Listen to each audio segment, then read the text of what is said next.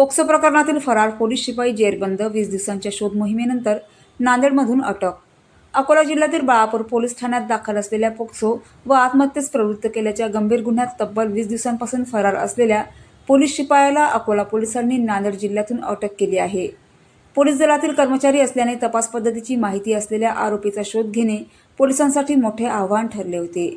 मात्र विशेष शोध मोहीम राबवून अखेर त्याला जेरबंद करण्यास यश आले.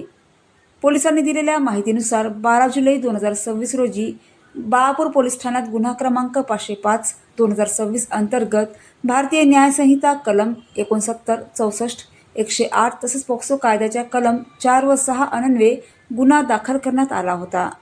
तक्रारीनुसार आरोपी पवन उद्धवराव वडगावे हा पोलीस शिपाई पीडितेच्या घरी भाड्याने राहत होता.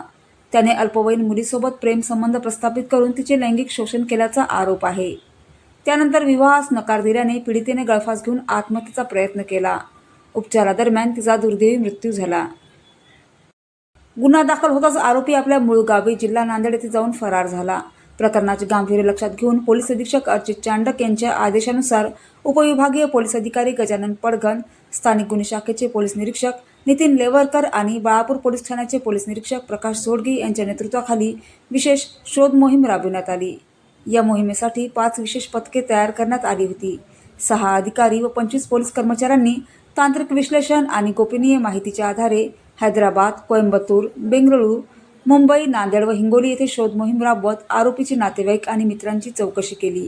अखेर खात्रीशीर माहितीच्या आधारे आरोपी पवन उद्धवराव वडगावे राहणार नरसी, जिल्हा नांदेड याला मारताडा, तालुका नायगाव, जिल्हा नांदेड येथून ताब्यात घेऊन अटक करण्यात आली. ही कारवाई पोलीस अधीक्षक अर्चित चांडक, अतिरिक्त पोलीस अधीक्षक बी. चंद्रकांत रेड्डी आणि उपविभागीय पोलीस अधिकारी गजानन पडघन यांच्या मार्गदर्शनाखाली स्थानिक गुन्हे शाखा व बाळापूर पोलिसांच्या संयुक्त पथकाने यशस्वीरित्या पार पाडली. प्रकरणाचा पुढील तपास सुरू आहे. India news R7, Sanjay Das, जिल्हा प्रतिनिधी